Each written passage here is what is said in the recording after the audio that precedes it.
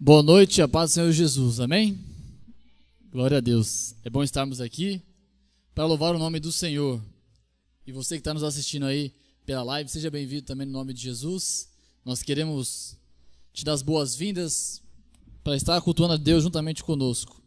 E você que está aqui comigo, quero convidar você a abrir a sua Bíblia em João, Evangelho de João, capítulo de número 10.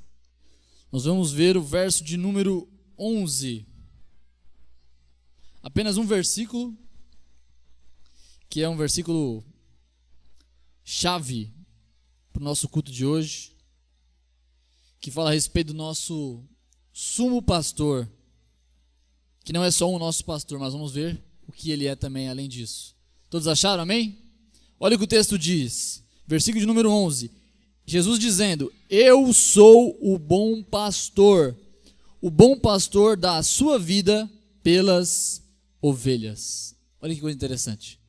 Jesus se diz não só o pastor, aquele que cuida e zela pela vida das ovelhas, mas ele diz que ele é o bom pastor. Se tem uma coisa que nós podemos ter confiança e certeza, é que quando o Senhor nos exorta, lembrando que o pastor ele tinha duas ferramentas que ele usava para pastorear. Uma era o cajado, aquele que ele pegava pelo pescoço da ovelha e a salvava, tirando ela dos buracos, tirando ela das ciladas, tirando dos embaraços que muitas vezes ela não conseguia sair. E existia também a vara onde ele disciplinava a ovelha. Quando a ovelha fazia alguma coisa que não era para ser feito, então ele, para corrigir a ovelha, ele dava uma varada nela. Então, o bom pastor é aquele que corrige, mas também o bom pastor é aquele que protege. E o bom de nós sabemos é que o Senhor ele não é só pastor, ele é o bom pastor que cuida da minha e da sua vida. Então eu e você, quando formos corrigidos pelo Senhor, através da sua palavra, ou através do dia a dia, seja o que for, nós sabemos que é um bom cuidado de um bom pastor para com as suas ovelhas. Então isso é muito bom. É bom saber que existe um Deus que zela pela minha e pela sua vida. É bom nós sabermos disso, isso nos traz conforto. Saber que cada varada que é dada é para correção e para crescimento nosso. E cada livramento que o Senhor nos dá é por causa da sua bondade, a sua misericórdia nas nossas vidas. E cada carinho que Ele nos dá também é ali a externação do seu cuidado nas nossas vidas. Eu quero convidar você, nesse culto, a fazer isso, a lembrar que Ele é um bom pastor e que nós possamos, nessa noite, como boas ovelhas também, exaltar o nome do Senhor juntos, amém? Convido você a ficar de pé em nome de Jesus. Vamos, como igreja do Senhor, entrar na presença dEle em agradecimento, em louvor, em reverência e dizer a Ele o quão Ele é bom, o quão é bom ser ovelhas do seu pasto. Senhor meu Deus e Pai, te louvamos, te bendizemos, nos alegramos nessa noite. Nos alegramos porque o Senhor tem cuidado de nós, porque o Senhor nos trouxe até aqui e nos mantém aqui, Senhor, firmes e constantes. Nós estamos aqui alegres e contentes porque sabemos, Pai, que o Senhor zela pelas nossas vidas a ponto de o Senhor entregar a sua vida pelas suas ovelhas. Somente um bom pastor faz isso. O Senhor não usa das tuas ovelhas, mas o Senhor ama e salva as tuas ovelhas. Esse gesto de carinho e de amor só nos faz, Senhor, nos derreter de alegria, de amor, de festa, Senhor, na tua presença. De sabermos que o Senhor fez tudo isso por nós. E isso é algo, Senhor, que nos deixa constrangido. Esse é o motivo do nosso culto nessa noite. Um culto, Senhor, de agradecimento, um culto de honra, um culto, Senhor, de bendizer o Teu nome e de sermos, sim, Senhor, se for necessário, sermos corrigidos pela Tua vara, Senhor, e também, Senhor, de sermos consolados pelo Teu cajado, Pai. Que no nome de Jesus o Senhor possa, Senhor, no meio de nós, nessa noite, falar aos nossos ouvidos, falar ao nosso coração, e quando formos, Senhor, confrontados, quando formos direcionados, possamos nos sentir alegres, possamos nos sentir amados, porque o Senhor é um bom pastor e cuida de todos nós. Abençoa todos que estão aqui nessa noite, que juntos possamos entregar um culto agradável ao Senhor e possamos sair daqui, Senhor, transformados pela Tua verdade, transformados pela Tua presença, cheios de alegria e, Senhor, e de zelo na Tua presença. Esse é o nosso desejo, o nosso pedido. Perdoa os nossos pecados, perdoa as nossas falhas, nos ajuda a melhorar, nos ajuda, Senhor, a crescer em direção a uma estatura de um varão perfeito, para que assim, Senhor, possamos alegrar o Teu coração. Pai, em forma de gratidão, queremos isso no nome de Jesus. Aleluia, amém. Te convido a aplaudir ao Senhor, amém? Aleluia. Glória a Deus. Fique ainda de pé, nós vamos estar louvando o nome do Senhor, irmã Isabela. Amém, a paz seja com todos nessa noite, amém? Hoje, nessa noite, eu queria fazer uma pergunta para o meu coração, para o seu coração, para a sua vida, para você que irá nos assistir, para você que está nos assistindo. Qual foi o maior presente que você já recebeu? Ou talvez o presente que você mais gostou de ter recebido? Alguns falarão bens materiais, outros dirão que é a saúde, que é a vida, não sei, né? Cada um pensa de uma forma diferente. Eu, pelo menos, falando em ganhar de presente, eu amo ganhar presentes.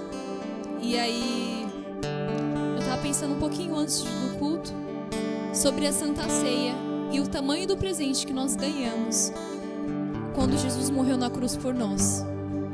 O bom pastor, como o pastor disse, é aquele que dá a sua vida pelas ovelhas, é aquele que busca a ovelha, vem aqui, ovelhinha, é aquele que cuida da ovelha, é aquele que ama a ovelha. E quem maior que Jesus, ou quem outra pessoa poderia dar esse maior presente, que é o resgate da minha e da sua vida, das nossas vidas? É só Jesus. E por Ele nós podemos declarar nessa noite que somos livres, livres no Senhor.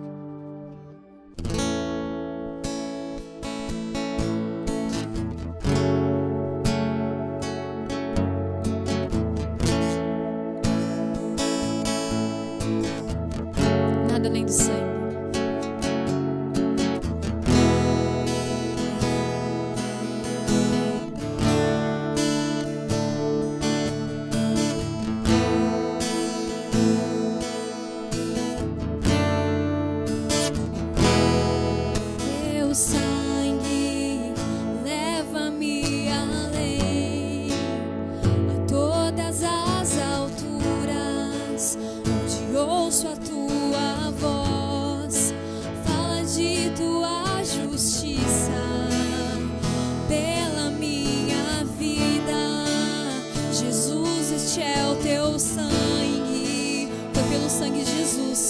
Temos vida.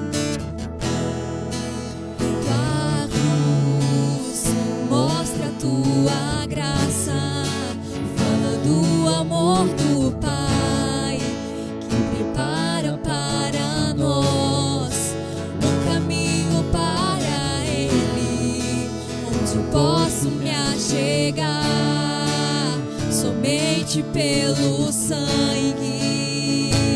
E é por esse sangue que nós somos redimidos, que nos lava dos pecados, que nos traz restauração.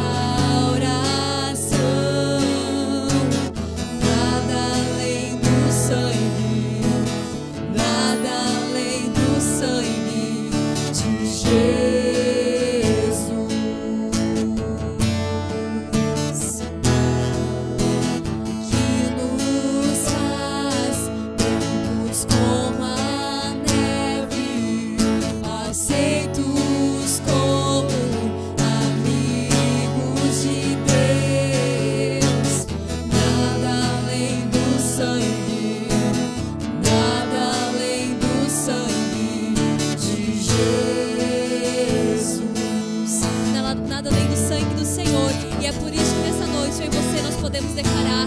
Somos livres, livres em Jesus Cristo, porque Ele nos presenteou com a remissão dos pecados, com a vida eterna. Obrigada, Jesus, por tirar o pecado de nós, Senhor. E hoje, isso que deveria nos atormentar, nos assolar, Pai, o peso da condenação, nós podemos declarar que nós somos livres em Ti e livres em Ti, Senhor.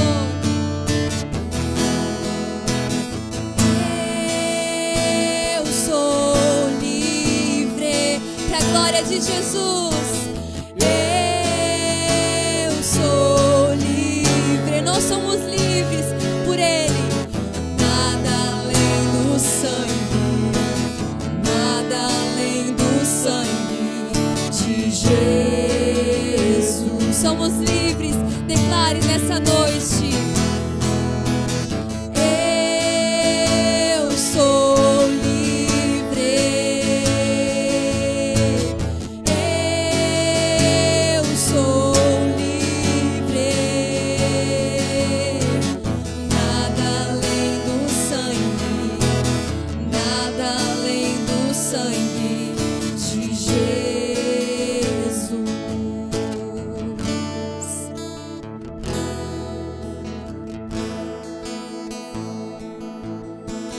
Foi pelo sangue de Jesus, foi por Ele que nós temos a vida eterna. Oh Jesus, nós te bendizemos, Pai.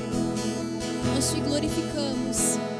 Coloca, Senhor, entendimento dos nossos corações, Pai, para que nós consigamos, Senhor, pensar e entender este grande presente que o Senhor nos entregou, Senhor.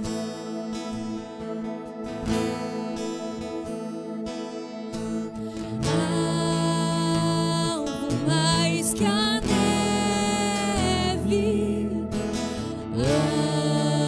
algo mais que a neve, se neste sangue lavado, mais alvo que a neve serei. O sangue de Jesus nos limpa. Algo mais que a neve, algo mais que a neve, se neste sangue lavado, mais alvo que a neve serei. Algo mais que a neve, algo mais que a neve, se neste sangue lavado, mais alvo que a neve serei.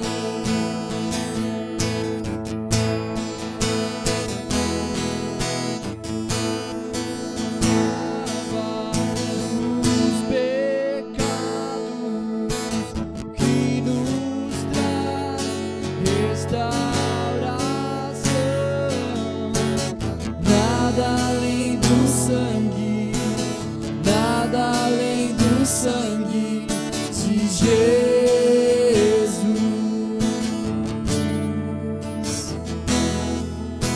O que nos faz Glória a ti, Jesus. como a neve, Por trazer tamanha transformação, Pai, nas nossas vidas, Senhor. amigo Esse presente de valioso que só o Deus, Senhor poderia entregar, nada Pai. além do sangue, Morrer por nós na cruz do Calvário, uma morte que é humilhante, Senhor, nos trouxe vida, Pai. Obrigada, Senhor.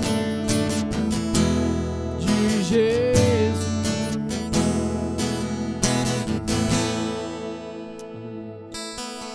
O Senhor se entregou pelas nossas vidas, mas Ele ressuscitou.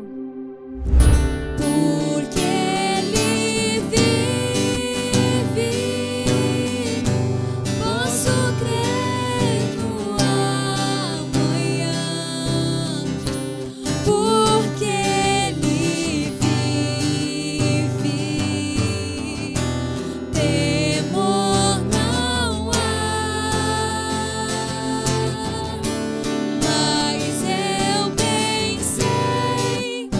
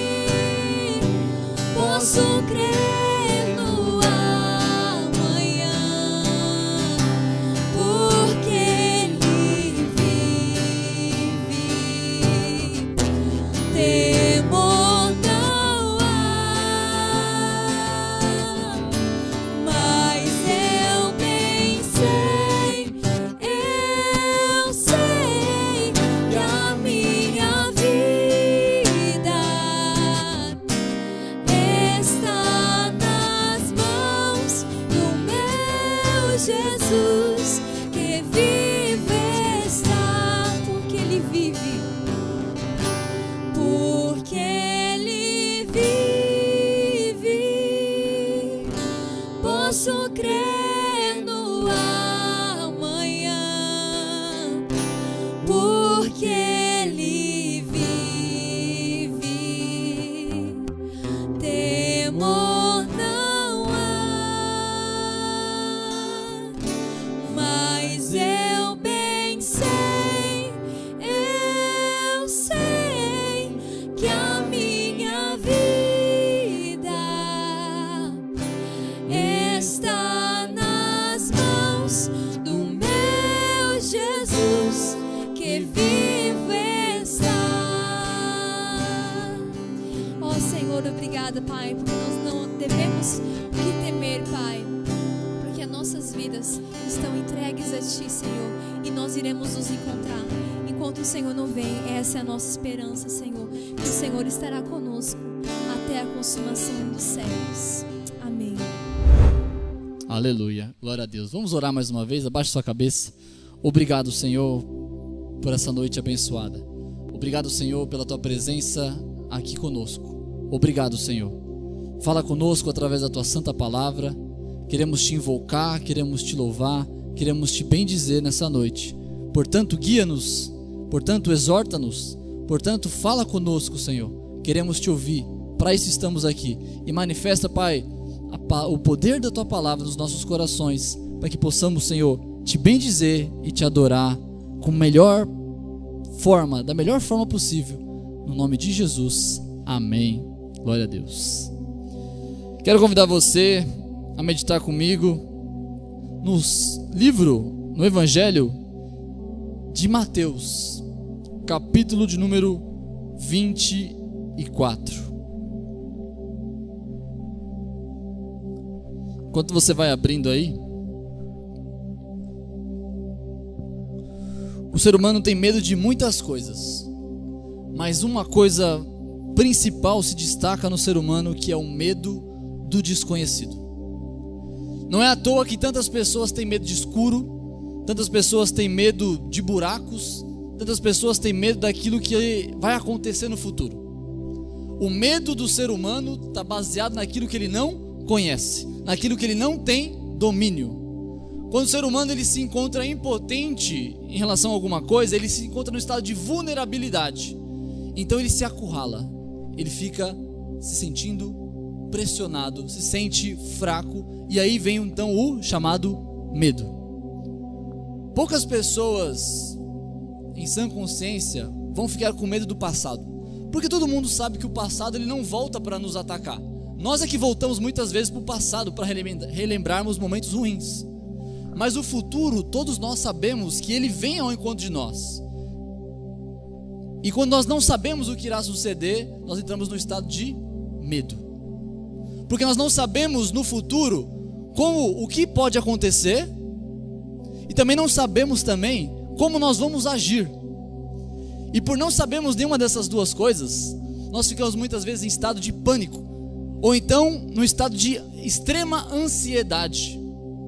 O nosso coração se aperta, a gente não sabe o que fazer. Já teve aquele sentimento quando você vai fazer uma coisa importante no dia e você não sabe como é que você vai reagir com aquela situação? Como por exemplo uma entrevista de emprego. Vem aquele nervosismo dentro de você, porque você não sabe como a pessoa vai falar com você e você não sabe o que você vai responder. E esse sentimento de incerteza faz com que o homem sinta medo. Quem nunca andou por uma estrada deserta sem sinalização e sem iluminação, nunca vai saber o que é medo. Na verdade, no dia de sexta-feira, eu e a minha esposa fomos levar mantimento para uma pessoa que a gente não conhece, numa cidade que a gente não conhece, e para agravar ainda mais, à noite, e a gente não sabia como chegar lá, e nós nos perdemos no meio do caminho. Então você imagina todas essas questões envolvidas. Quando de repente nós erramos uma rua, nós saímos no meio de uma estrada deserta, sem iluminação e sem sinalização. A primeira coisa, a reação da Isabela ao ver aquela estrada sem conseguir enxergar a ótica do que ia acontecer, foi ela gritar dentro do carro: nós vamos morrer. Na verdade ela falou: vamos nos matar. Não tinha ninguém ali, mas é justamente esse o cenário que nós vemos nos filmes de terror. Por quê? Porque é esse estado, é esse cenário de desconhecimento que a gente se sente impotente a ponto de sentir medo. Se eu começar a falar do amanhã com vocês e a insegurança que nós temos no amanhã, é possível que muitos de nós entremos em desespero. Não é à toa que o ser humano tem tanto se empenhado através da ciência para procurar meios de prever o imprevisível. Por isso que nós temos aí a sismologia. O que é sismologia? Para prever terremotos, porque o ser humano não sabe o que pode acontecer, então ele quer prever para ele saber como ele vai agir, para ele não temer. Existe aí também a previsão do tempo, por exemplo, para saber se vai ter chuva, se vai ter muito sol, para o homem poder saber como ele vai plantar, por exemplo, para ele não sentir, pelo meio de ele não saber como vai lidar, ele ficar com medo do que vai acontecer na estação seguinte. Pelo desconhecimento do homem, ele sente assim. E quantos filmes de ficção científica nós temos visto aí, de pessoas que, ao projetarem o futuro, aí, com algumas vezes algumas fantasias, como por exemplo, apocalipse zumbi, alguma coisa do tipo, tem pessoas, seres humanos que levaram isso tão a sério, a um medo do futuro, que estão se preparando para um suposto apocalipse zumbi. A qualquer momento, eles acham que vai surgir aí do meio das terras, do espaço, não sei de onde, e vai vir aí. Existe a astronomia, por exemplo. O que é a astronomia? Para podermos conhecer o desconhecido que era o universo, para podermos saber quando um meteoro pode ou não cair aqui na Terra. Tudo isso por quê? Por causa do medo. O homem precisa conhecer o futuro para que ele possa ter mais consolo e mais também segurança de como ele vai agir. Porque na verdade nenhum de nós sabe como agir naquilo que nunca aconteceu conosco, não é verdade? Nós podemos olhar para as pessoas e ver alguém que perdeu um ente querido, por exemplo, e falar assim: eu não vou agir dessa forma, mas você não sabe. Por quê? Porque talvez você nunca perdeu ou nunca passou por uma situação semelhante. Então esse é um medo do homem. E o contexto do texto que nós vamos ler aqui no capítulo 24, o contexto é um contexto apocalíptico também. É quando Jesus começa a falar sobre o fim do mundo, sobre coisas que vão acontecer no futuro e que a igreja vai passar, e aí ele começa a relatar, e ali há o senso de dúvida, ao senso do desconhecido, ao senso do medo. E Jesus vai receber ali nesse contexto uma pergunta dos seus discípulos, que eu quero que você analise comigo. O nosso foco aqui no capítulo 24 é entendermos que Jesus vai dizer a respeito das coisas que vão acontecer pela soberania divina, como soberano e senhor da história, mas também ele vai dizer para os seus discípulos o cuidado que eles devem ter perante as coisas que vão acontecer. Ou seja, nesse texto que nós vamos ler hoje, ele vai dizer aquilo que vai acontecer, queira você ou não, vai acontecer. Mas por outro lado, ele também está dizendo como nós devemos agir nessa situação que nos foge o poder de controle, que é justamente o fim do mundo. O versículo 1 e o versículo número 2 fala a respeito de quando Jesus está saindo do templo e aproximam-se dele os seus discípulos para lhe mostrar a estrutura do templo. Então, Jesus está dentro do templo, depois os discípulos começaram a apresentar: olha que templo bonito. E aí então Jesus dá uma resposta para eles a respeito do templo. No versículo 2: Jesus, porém, lhes disse: não vedes tudo isso? Em verdade vos digo que não ficará aqui pedra sobre pedra que não seja derribada. Ele está dizendo o seguinte: esse templo bonito que vocês estão vendo vai cair, e não vai ficar nenhuma pedra sobre a outra. Os discípulos olham aquela situação e veem que Jesus está falando a respeito das coisas do futuro. Então logo vem à mente dos discípulos uma pergunta: como será o futuro? Como será? Quais serão os sinais? Quando será isso? E quais serão os sinais? É justamente o que o versículo 3 diz: e estando assentado no Monte das Oliveiras, chegaram-se a ele os seus discípulos em particular, dizendo: dize-nos, quando serão essas coisas? E que sinal haverá da tua vinda e do fim do mundo? Veja, foi feita uma pergunta para o Mestre Jesus. Só que o interessante é que essa pergunta ela era muito pertinente. Ela era tão pertinente que Jesus vai usar o capítulo 24 e o capítulo 25 inteiros para explicar para eles como será o fim do mundo, como será o final de todas as coisas, a consumação dos séculos. Veja, a pergunta que os discípulos fizeram para Jesus consiste em duas coisas. Primeiro, a data. Quando vão ser essas coisas? Essa é a primeira pergunta. A segunda pergunta é: quais sinais vão acontecer? Essa é a segunda pergunta. Jesus não vai falar sobre a data. Jesus vai ignorar essa pergunta, porque ele já entende que, falando a respeito dos sinais, dá para se entender quando estará perto o fim de todas as coisas. Porque afinal de contas, Jesus mesmo vai dizer que ninguém sabe o dia e nem a hora. Ninguém sabe a não ser Deus, porque é para pegar de surpresa mesmo. Então Jesus, com essa mentalidade de responder essa pergunta, ele começa no versículo 4 falando uma coisa muito interessante. Olha só.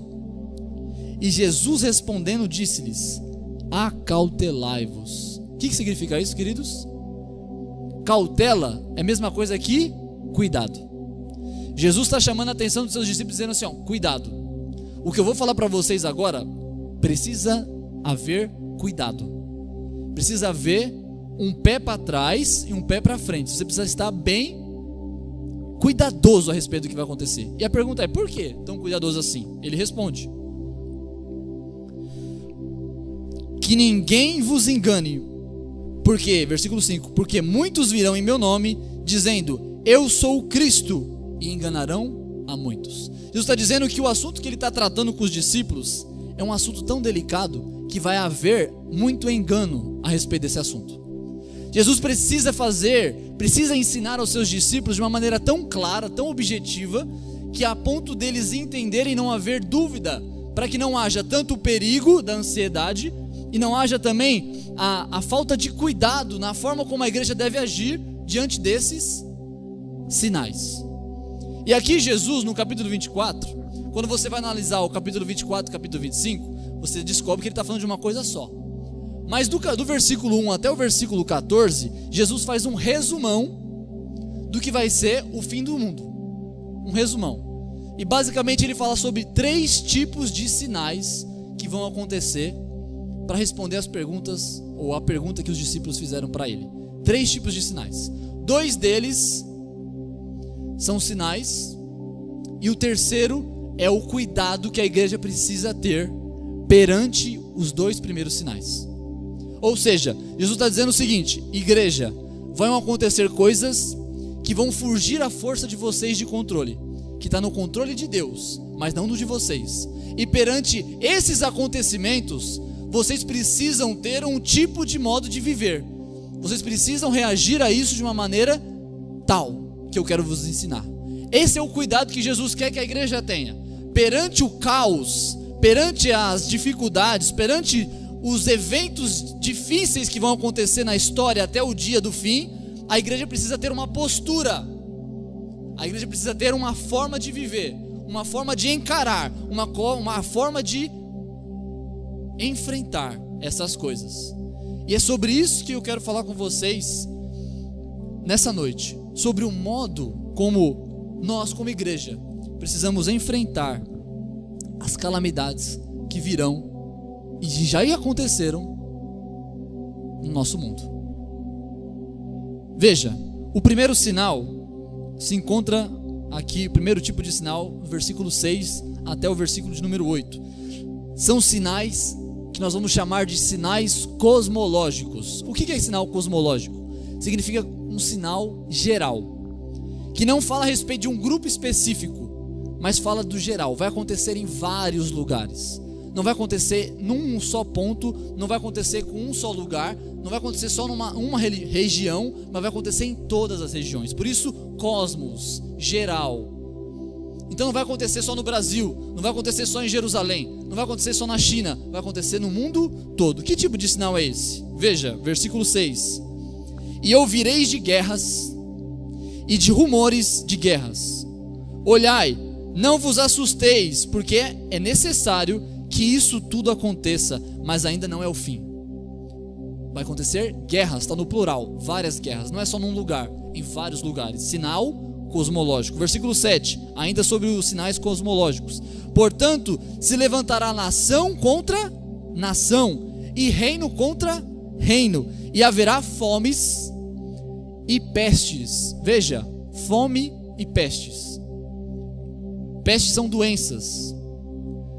E terremotos em vários lugares. Sinal cosmológico. Versículo 8. Mas todas essas coisas são o princípio das dores. Ele está dizendo o seguinte: tudo isso vai acontecer: fome, pandemia, epidemia, doenças, vai haver catástrofes naturais, terremotos, tsunamis, vai haver todos esses tipos de coisas espalhados por vários lugares, vão haver guerras, vão haver eventos políticos, vão haver essa série de coisas que vão acontecer em vários lugares, mas isso é só o começo. Isso é só o começo. Então esse é um sinal geral. O segundo tipo de sinal, ele é mais específico, e ele se encontra a partir do versículo 9, que nós vamos chamar de sinais eclesiológicos. Por quê? O primeiro é cosmológico, é geral. O segundo acontece, o sinal é observado dentro da igreja. Então esse sinal, o segundo sinal da vinda do Filho do Homem e do fim do mundo, é o que vai acontecer não fora, no mundo, mas dentro da igreja. Versículo de número 9. Então vos hão de entregar, vos hão quem? A igreja. Veja que Jesus começa a falar para os discípulos agora na primeira pessoa.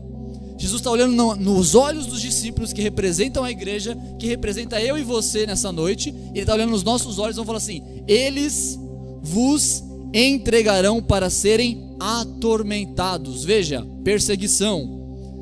E matar-vos-ão, e sereis odiados de todas as gentes por causa do meu nome. Veja, isso é dentro da igreja. O mundo vai perseguir a igreja. O segundo sinal é eclesiológico. Versículo 10. Nesse tempo, muitos serão escandalizados dentro da igreja. Muitos não vão suportar as dores. Lembra da parábola do semeador? Aquela que foi jogada no terreno pedregoso. O que aconteceu com ela? A Bíblia fala assim que ele, vendo as tribulações do evangelho, logo ele vai embora. Ele deixa de seguir a Senhor Jesus. Então nesses momentos, nesses dias, a igreja, muitos vão se escandalizar e trair-vos-ão uns aos outros, e uns aos outros aborrecerão. Veja, dentro da igreja, os irmãos uns com os outros vão se trair. Irmãos cristãos, ok? Vão trair uns aos outros. Versículo de número 11. E surgirão muitos falsos profetas e enganarão a muitos. E por se multiplicar a iniquidade, o amor de muitos se esfriará. Sinal eclesiológico. Vai acontecer o segundo tipo de sinal que precede o fim do mundo, é o que vai acontecer dentro da igreja. Irmãos vão trair os outros irmãos, irmãos vão se odiar dentro da igreja, haverá uma multidão agora de impiedade dentro da igreja. A igreja que antes era santa, agora ela é uma igreja ímpia. Agora o povo que está dentro da igreja, eles vão se multiplicar em iniquidade. Vai haver dentro da igreja apostasia. O que é apostasia? É se afastar de Deus, é trair a Deus, é deixar a Deus. E a igreja vai se corromper de tal forma que vão ter falsos mestres governando a igreja de Deus, que vão estar na frente pregando uma falsa doutrina. Vai ter um problema doutrinário. A igreja vai ser ensinada de forma errada. A igreja vai ser levada por pessoas que não são o pastor bom, como nós vimos no início do culto, mas os falsos pastores. A igreja vai ser guiada por lobos e não por pastores. Esse é o segundo sinal. Talvez você está olhando para minha cara e falando assim: mas pastor, se era para conhecer o futuro, para ter um pouquinho mais de paz, eu estou conhecendo o futuro e estou vendo que o negócio é feio. Mas se você for parar para pensar, esses sinais que Jesus falou, que é a primeira onda de sinais e a segunda onda de sinais, pasme, já aconteceu. Terremotos, tsunamis, guerras, rumores de guerras, fome. Nós estamos no meio de uma pandemia. Todos esses já se cumpriram e vão continuar acontecendo. Esse é o primeiro sinal geral. O dentro da igreja também. Nunca surgiu tantos falsos profetas como na nossa geração. Nunca levantaram tantas pessoas em nome de Deus, na verdade levando mentiras do diabo para pregar dentro da igreja. Nunca houve tanta apostasia, nunca houve tantas igrejas cheias e tanta lascívia, tanto pecado aglomerado num só lugar. Nunca vimos tanta apostasia como nós temos visto nos últimos tempos. Basta você abrir a internet e você vai ver um monte de gente se dizendo profeta e falando barbaridades contrárias às Escrituras. Nós estamos vivendo os momentos que Jesus disse há 2000 anos atrás. Agora a questão, queridos, que nós precisamos nos atentar, e o que eu quero trazer para você pensar comigo, é justamente o terceiro sinal. O terceiro sinal, como eu disse no começo, ele é o sinal de resistência da igreja verdadeira. Ele é o momento que Jesus falou o seguinte: isso vai acontecer, a primeira onda, a segunda onda, mas a terceira onda, ela é a onda da igreja verdadeira. É como vocês devem cuidar para ser. É como vocês devem ser como igreja diante dessas adversidades. Por isso que o terceiro sinal, ele é um sinal missional ou missiológico, que tem a ver com a missão da igreja. Por isso que o tema da mensagem de hoje é a missão da igreja frente ao caos. O que Jesus está ensinando nesse texto não é só a curiosidade do que vai acontecer no futuro, mas ele está trazendo a prudência e o ensino de como eu e você, quando vimos esses sinais se cumprindo, devemos agir como igreja. E esse é o terceiro sinal. É o sinal de como nós devemos ser, a missão que a igreja deve exercer frente a esses sinais.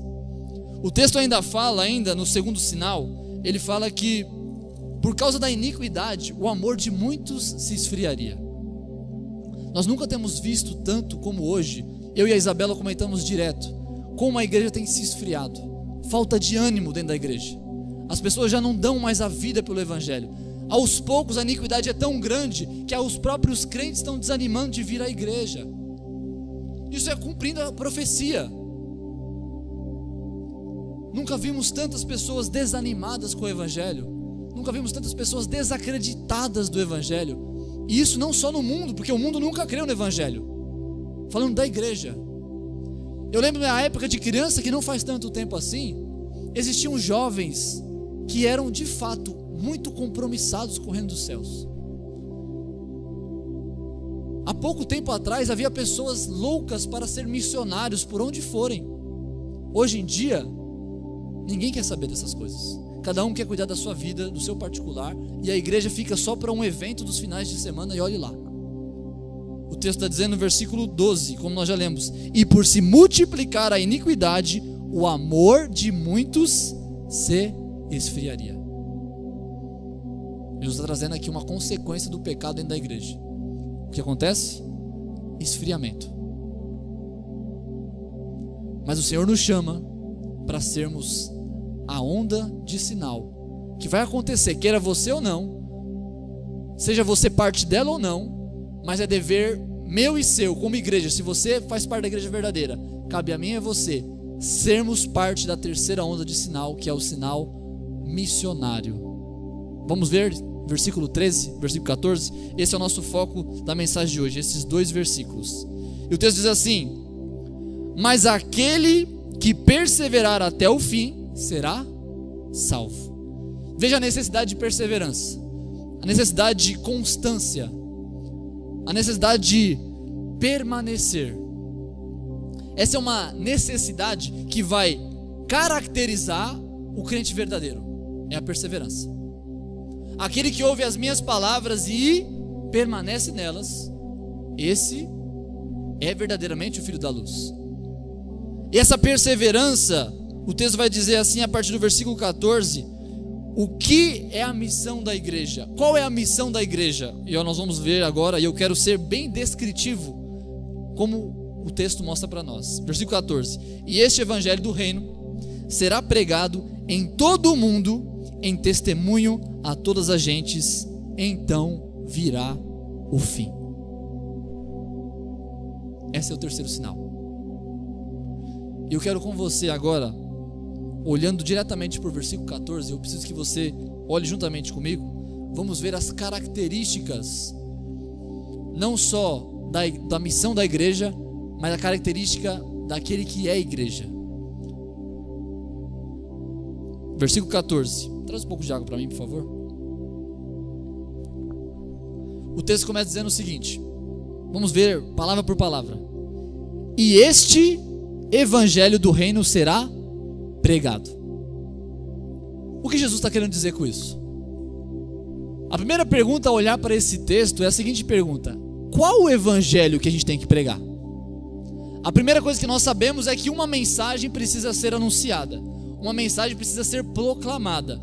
As pessoas precisam ouvir da boca da igreja, que faz parte da sua missão. A missão da igreja é anunciar uma mensagem. Só que a pergunta que nós temos que fazer para o texto é: qual mensagem que a igreja precisa anunciar?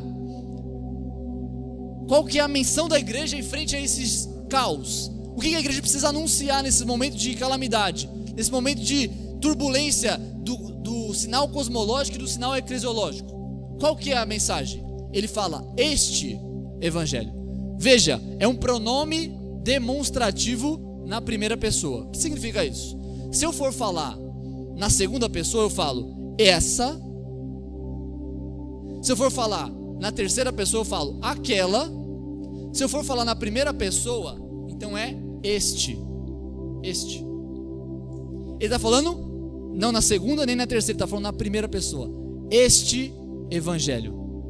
O que nos faz entender que o que ele está dizendo, que a característica do evangelho, da mensagem que deve ser pregada pela igreja, ela está colocada na primeira pessoa, que é do versículo 13. O versículo 13 diz para nós que o evangelho que tem que ser pregado é este qual? O evangelho da perseverança e da salvação. Esses são os dois qualificativos que Jesus está trazendo. O evangelho que a igreja precisa anunciar é o evangelho da perseverança e da salvação. O evangelho de persevere, mantenha-se, fique firme, constante, na onde? Na salvação que foi dada por nós por meio de Cristo Jesus, que morreu e ressuscitou no terceiro dia para cumprir a justiça de Deus. O que eu e você precisamos proclamar então como igreja? Este evangelho. Qual evangelho? O evangelho da perseverança e da salvação precisa ser pregado.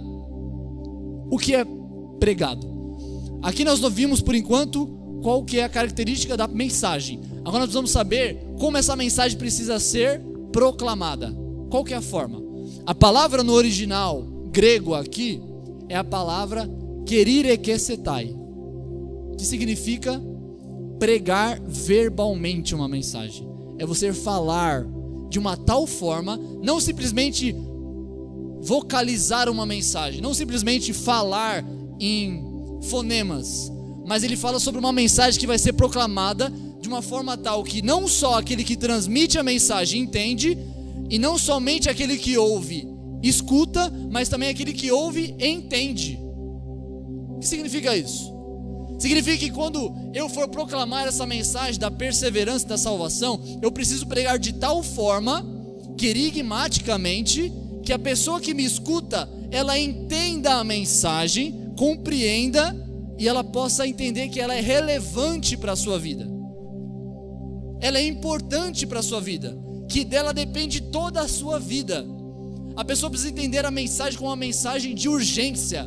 Uma mensagem, como nós falamos no culto passado, uma mensagem que envolve renúncia, de tão importante que é.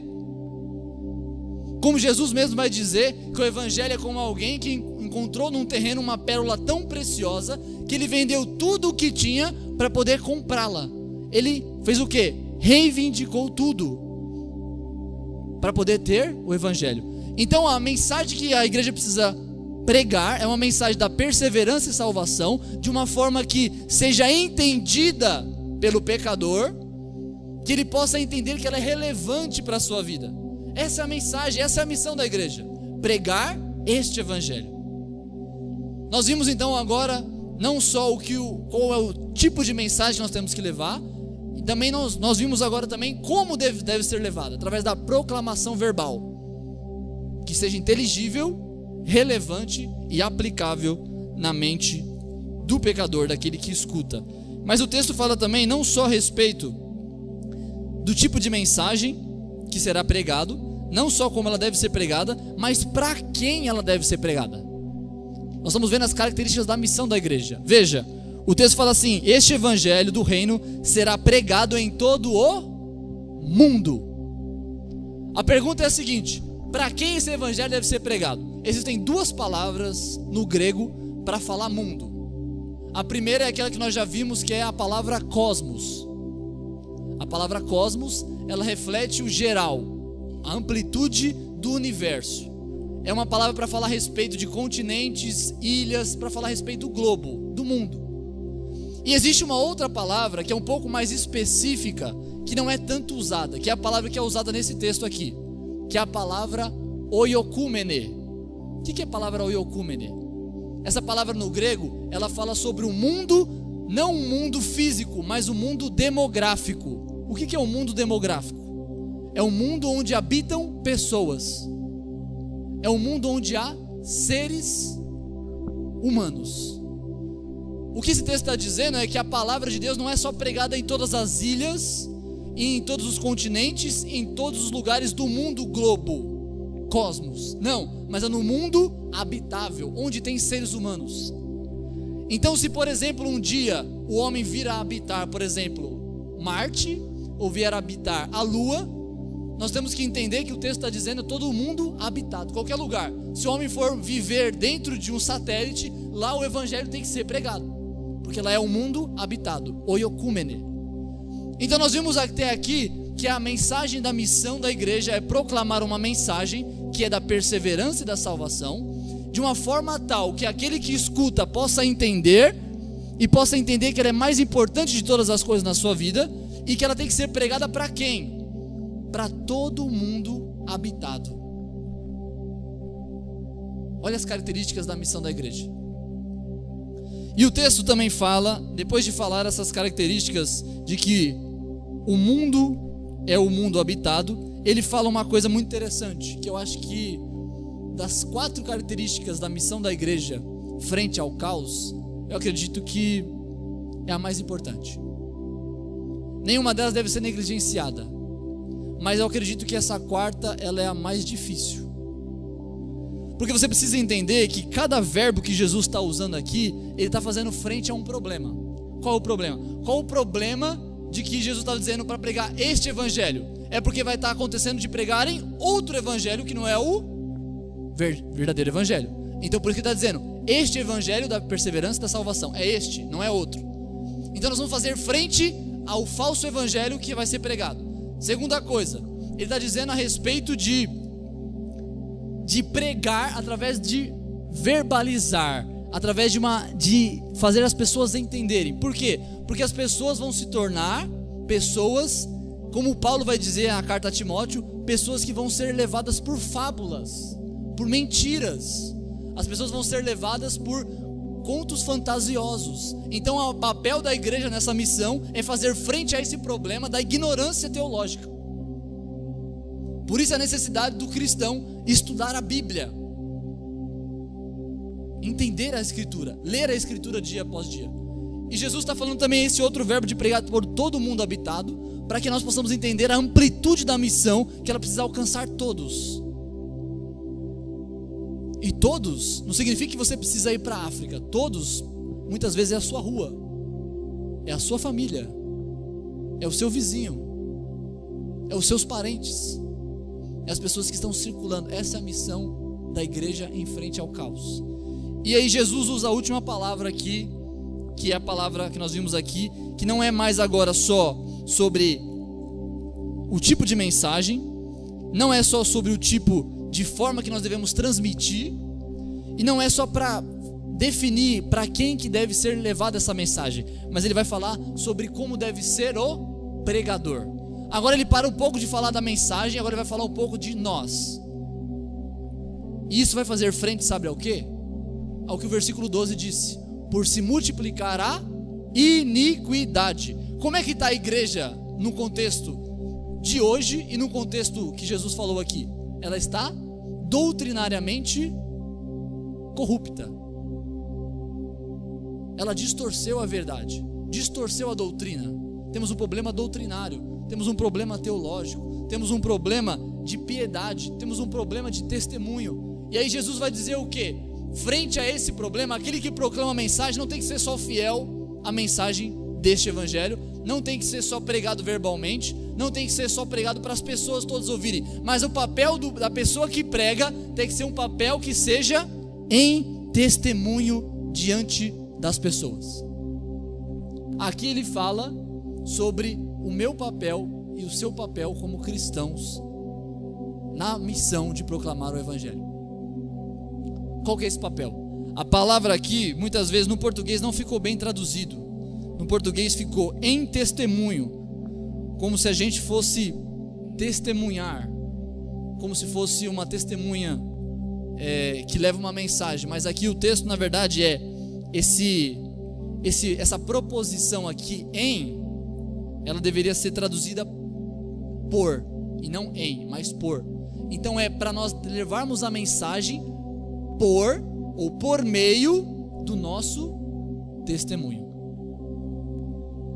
Através do nosso testemunho. A mensagem precisa ser do evangelho, da perseverança, da salvação, pregado verbalmente, querigmaticamente, de forma que todos do mundo possam escutar, e por meio do nosso testemunho. Sabe qual a palavra grega aqui? É martyrion. A palavra martyrion vem da palavra martíria. Sabe o que significa? Já ouviu falar sobre mártir? O que é um mártir? Mártir é aquele que leva a sua mensagem às últimas consequências. O que é levado às últimas consequências? É que ainda que ele morra, ele permanece com aquela mensagem. O que foram os mártires da igreja? Foram aqueles que, confrontados pelo Império Romano, dizendo assim: nega Jesus ou você morre. Eles entregavam as suas vidas para morrerem, mas não negavam o seu testemunho. O que ele está dizendo aqui é que a forma como eu e você devemos levar essa verdade do evangelho, levar essa missão adiante, é através de incorporarmos no nosso, não só no nosso falar, mas no nosso modo de viver a mensagem que pregamos.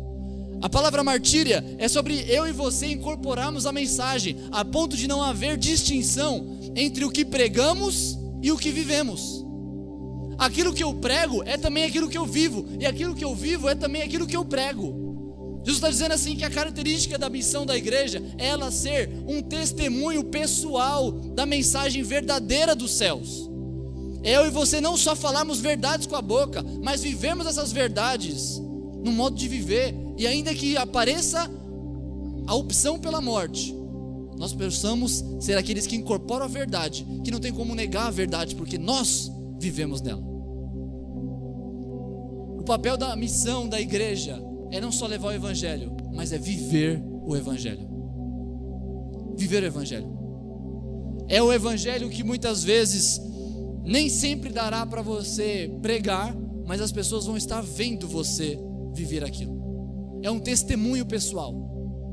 Não está dizendo aqui o texto de maneira nenhuma que você deve pregar o testemunho da sua vida, pregar como Deus te alcançou, pregar a sua história de vida. Não é isso que o texto está dizendo.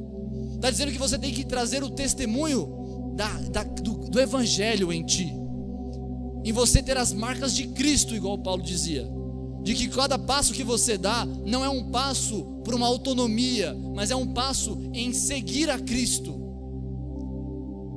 É sermos sombras de Deus, é imitarmos a Deus, é sermos e incorporarmos a mensagem que pregamos.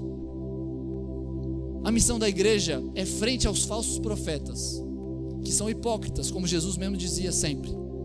Em meio às doutrinas falhas, as pessoas que dizem que as pessoas devem fazer o A e elas fazem B, nós temos que ser aqueles que permanecem na doutrina e vivem na doutrina.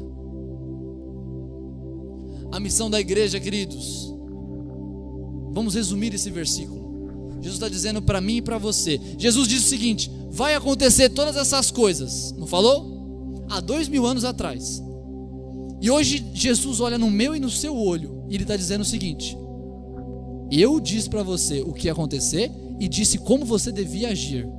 E hoje o Senhor está dizendo para você como você deve agir, como eu e você, como igreja, como missão da igreja, precisamos agir. A pergunta que eu faço para você é: vai agir como ele disse? Vamos viver como ele disse que deveríamos viver? Ou vamos ser como a segunda onda de sinais que apostatam da fé? Nós estamos vivendo hoje o cumprimento das profecias de 2000 anos atrás. A Isabela outro dia perguntou para mim: você acha que Jesus vai voltar na nossa época? Eu falei assim, muito provável. Muito provável. Porque todos os sinais da Bíblia nós vemos claramente acontecendo já.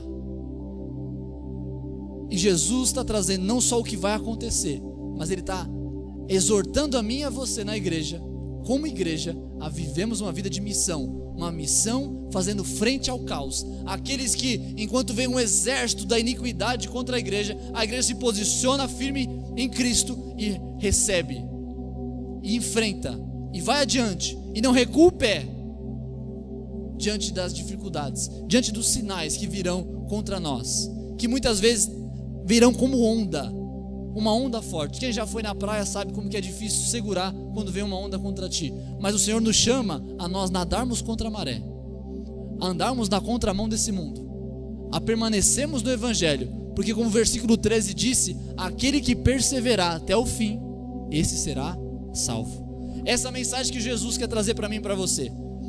Uma mensagem de confronto, uma mensagem de: igreja, posicione-se, igreja, levante-se, igreja, vá à luta, levante-se, é a hora de agir, é agora que está se cumprindo as profecias.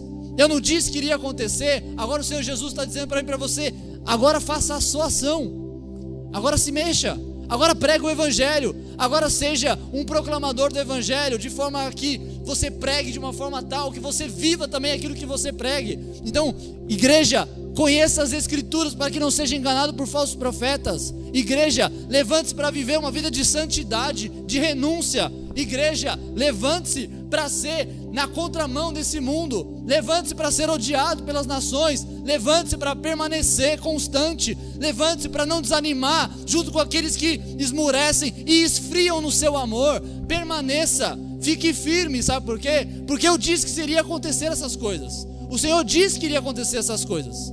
Nós fomos avisados. Agora nós não precisamos ter medo do futuro.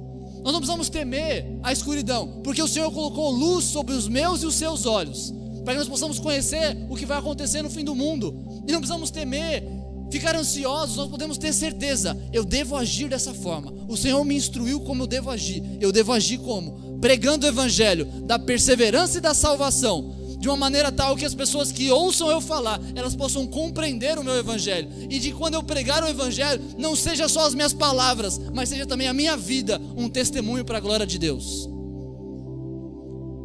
Essa é a nossa missão. O Senhor te vocacionou para essa missão.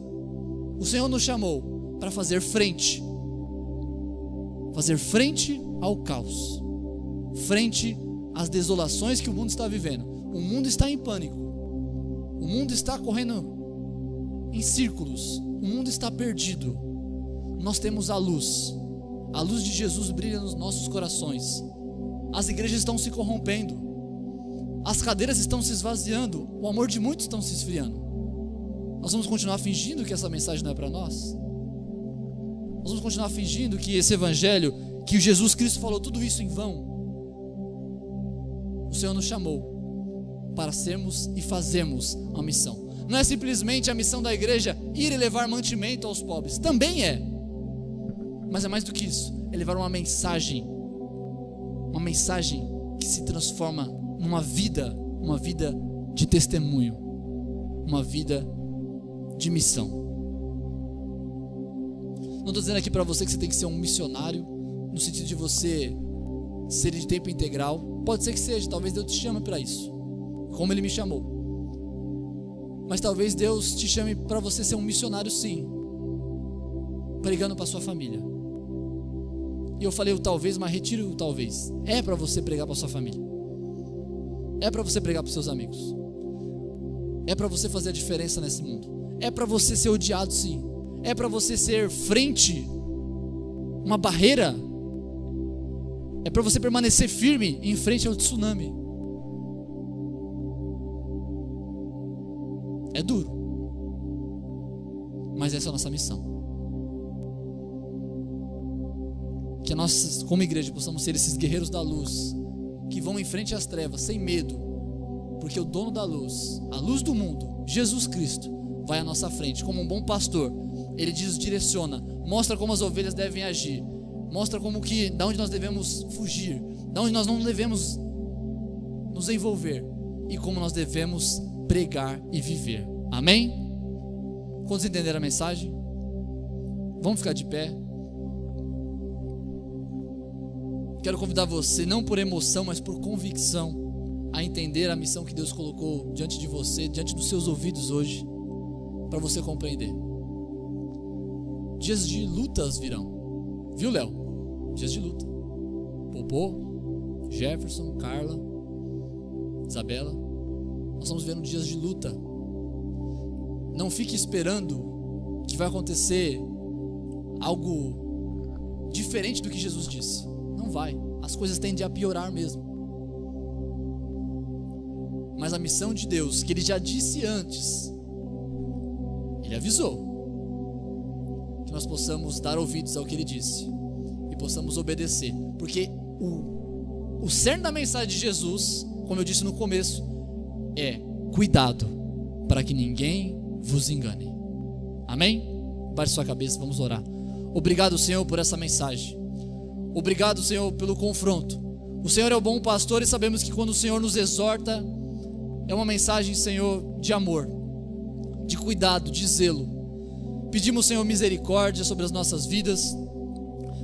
Pedimos, Senhor, por nós, pelo Teu Espírito Santo nos iluminar com graça. Que essa mensagem venha invadir os nossos corações, venha nos fazer mudar nossas posições.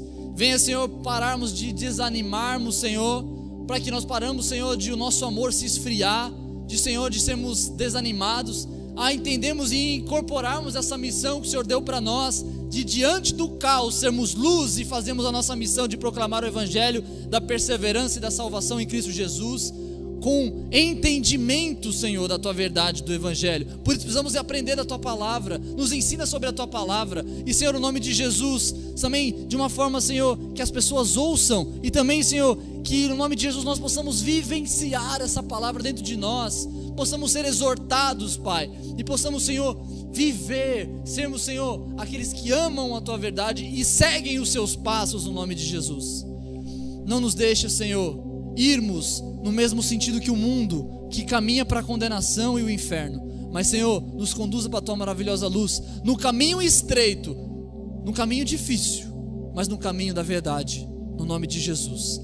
Faz nós, Pai, Igreja CEPAB, sermos a diferença nessa cidade. Não nos deixa ser só uma igreja, Senhor. Não nos deixa, Senhor, fazermos parte desse século, mas como inconformados com esse mundo, possamos, no nome de Jesus, Pai, fazer a diferença nessa cidade, pregando o Evangelho com intrepidez, com coragem, com ousadia, Senhor, para que possamos, Senhor, iluminar essa cidade, não pela nossa própria luz, porque não temos, mas pela luz de Jesus, pela Tua luz em nós, possamos, como um farol, Pai, guiar essas pessoas para a Tua verdade, para a Tua justiça, no nome de Jesus. Coloque esse senso de responsabilidade no coração da Tua igreja, Pai, para que ela possa ouvir a Tua verdade, Senhor, e não possa esmorecer, não possa, Senhor, desanimar, mas possa se animar e ser, Pai, como um batalhão celestial que vai à frente do Teu exército, Senhor, como proclamadores de Ti, dizendo que o Senhor é o nosso general, e possamos caminhar nos Teus passos, Senhor, contrário ao mundo, mas em direção à verdade, indo em direção ao Senhor, que é o nosso consumador da nossa fé, da nossa esperança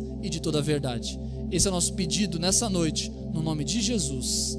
Amém. Glória a Deus. Nós vamos para um momento especial nessa noite, que é o momento da ceia do Senhor. Esse é o momento que o Senhor Jesus mesmo teve.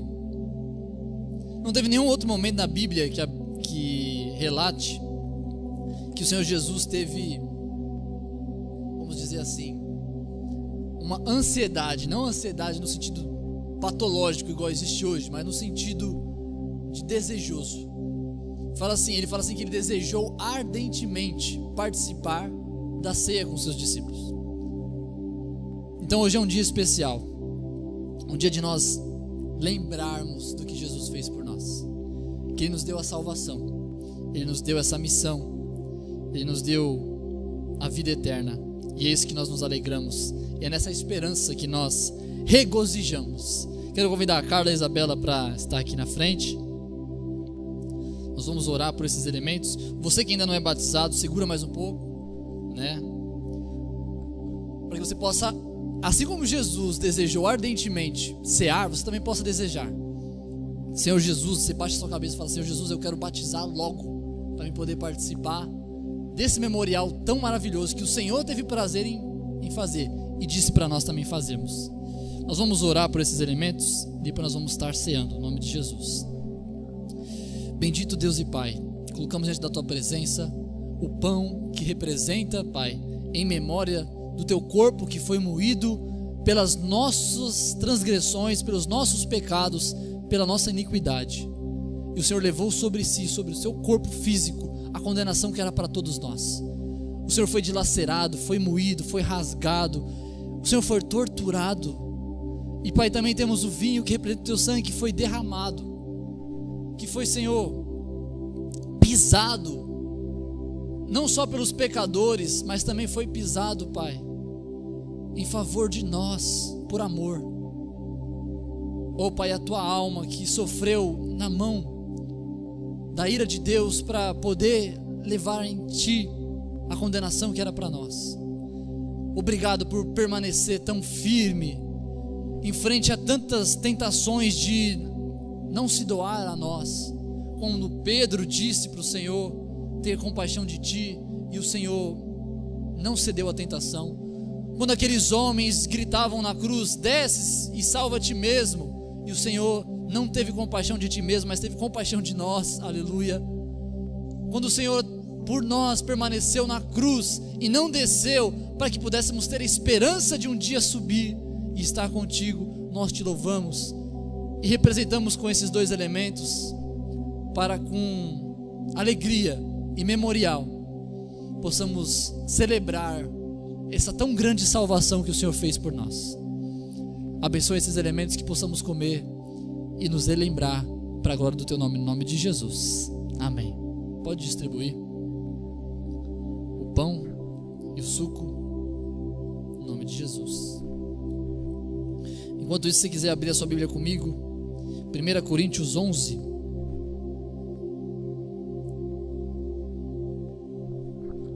Paulo fala aos coríntios a respeito da ceia, que estavam ceando de forma inadequada. E aqui ele fala como deve ser a forma adequada para cearmos. O texto diz assim: porque eu recebi do Senhor o que também vos ensinei, que o Senhor Jesus, na noite que foi traído, tomou o pão, e tendo dado graças, o partiu e disse: tomai, comei, isto é o meu corpo, que é partido por vós. Fazei isso em memória de mim. 25. Semelhantemente, também, depois de cear, tomou o cálice, dizendo: este cálice é o novo testamento no meu sangue. Fazei isto todas as vezes que beberdes em memória de mim. Que em memória de Senhor Jesus Cristo possamos comer e beber alegremente, no nome de Jesus. Obrigado.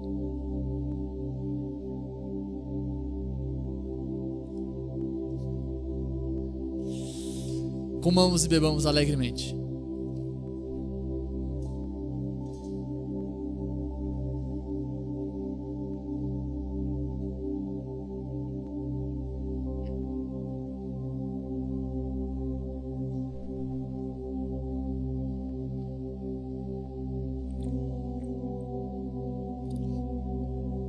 Aleluia, glória a Deus. Obrigado, Senhor Jesus, por esse banquete maravilhoso que nos traz grandes memórias, memórias que nos dão esperança, memórias que nos dão alegria, memórias que nos dão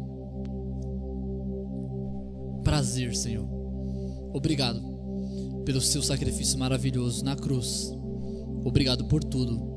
Seja engrandecido, seja exaltado, seja glorificado ao Cordeiro de Deus, que tirou o pecado de nós e que nos levou para as regiões celestes com garantia de salvação, e de aquele dia, quando o Senhor vier com poder e grande glória, quando a tua igreja assumir a missão, então vier o fim, possamos juntos bendizer o teu nome numa só voz. Grande é o Senhor que nos deu tão grande salvação. Amém. Glória a Deus. Enquanto isso, você pode separando a sua oferta para podermos bendizer o nome do Senhor também com as nossas ofertas. Então vamos estar orando e você pode vir aqui entregar. Pai, em nome de Jesus, nós queremos te agradecer, Senhor, pela tua fidelidade, pelo teu amor sobre as nossas vidas, Pai. Sempre tem nos abençoado, nos suprido, Senhor. Tem sempre, nunca deixado faltar, na verdade, Senhor, na nossa família, na nossa mesa. Obrigada, Senhor. Abençoe cada um que está aqui, a cada um que está entregando, Senhor, as suas ofertas, o dízimo. Em nome de Jesus, que o Senhor possa abençoar aqueles também, Senhor, os quais não puderam dar. Em nome de Jesus, amém. Vamos ficar de pé. Que você tenha uma semana abençoada, um bom serviço, um bom trabalho, na bênção do Senhor, e você possa fazer essa missão, incorpore essa missão. Porque eu não disse na pregação, mas você vai lembrar que o final do texto diz assim: e esse evangelho será pregado em testemunho de todas as gentes e virá o fim. Em telos no grego, que significa fim, a parúzia, quando Jesus Cristo voltar para buscar a sua igreja. Então que nós possamos incorporar essa missão, porque perto está o Senhor. E o Senhor invoca a sua igreja para fazer a sua ação, no nome de Jesus. Levante suas mãos, vamos despedir desse lugar, mas não da presença do Senhor. Obrigado, Senhor, por essa palavra, obrigado por esses louvores, obrigado pelas ofertas, obrigado, Senhor, pela tua comunhão, pela tua presença, Espírito Santo, nos convencendo. Obrigado, Jesus, pela tua palavra verdadeira, pela sua presença no meio de nós, que disse que nunca nos abandonaria e é verdade. Obrigado por nos instruir, ó Deus Pai. Tu és maravilhoso, meu Deus. Obrigado por tudo. E pedimos a Ti que o amor de Deus Pai, a graça infinita de Jesus Cristo, nosso Senhor, Salvador e Rei, e a consolação e a comunhão do Espírito Santo esteja sobre todos nós e daqueles que professam o Teu nome, hoje e eternamente. Todos digam: Deus abençoe e cumprimentai na paz e na bênção do Senhor Jesus. Não deixe de orar pelos nossos pastores, pelos ministérios da igreja, pelos nossos eventos, pelas células e seus líderes. E ore não só pela igreja local, mas de todo o mundo, aqueles que compartilham da mesma fé, mas não da mesma liberdade. Acompanhe a CEPAB pelas redes sociais. Comunidade Evangélica Paz e Bênção, a igreja família pertinho de você.